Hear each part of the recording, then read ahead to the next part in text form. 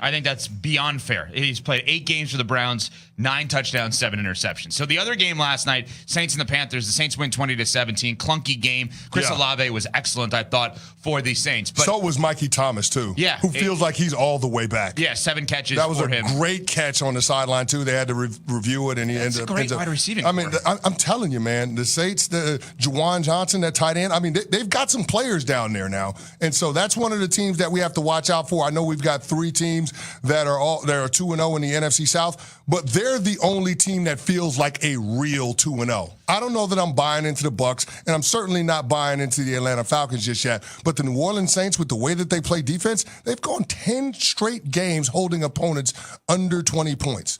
Like, it's unbelievable. So now that you have competent quarterback play in Derek Carr, and you've got a defense that can pressure the passer, this is going to be a tough out for some teams. That's where I'm not 100% sold on the Derek Carr part of it. But one of the biggest hot takes so far in any game broadcast in the NFL. Remember Ross Tucker, CBS NFL analyst, great at his job, came out there when he was doing the Saints game week 1, and he said about Taysom Hill, he's one of the best football players ever. And everybody's making fun of Ross and going crazy on that. Well, you know what? I actually think Taysom Hill has gone from who's this guy to overrated. I actually think he's underrated now. Taysom, I'm telling you right now, because as long as you don't look at him through the prism that he's going to be your franchise quarterback, Taysom Hill last night, 1 of 1, 8 yards passing, 9 carries, 75 yards, and had a reception. I think this guy is actually really valuable. I would want him on my team. I just don't want him as my quarterback. And I understand in many ways when you use Taysom Hill like they do, it's out of making up for deficiencies. They don't think they have an elite quarter. Like, you're not taking out Patrick Mahomes for Taysom Hill. That's not going to happen. No. It's much easier to take out Derek Carr or Jameis Winston or Andy Dalton for him.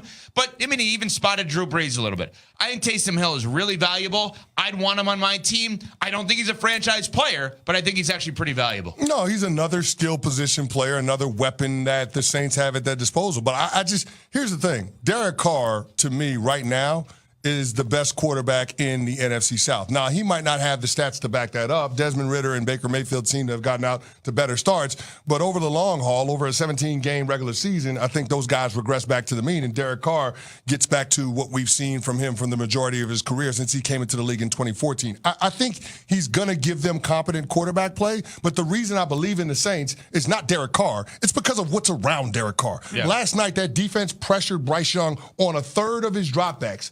On a third of it, that's how good they are up front defensively. And then when you look at the players that Derek Carr has to throw the football to, those guys are finally healthy, and they look like they're going to be able to make an impact. So, again, the New Orleans Saints, I think they're going to have something to say about what the NFC playoff picture looks like. I clearly look at them as the favorite to win the NFC South.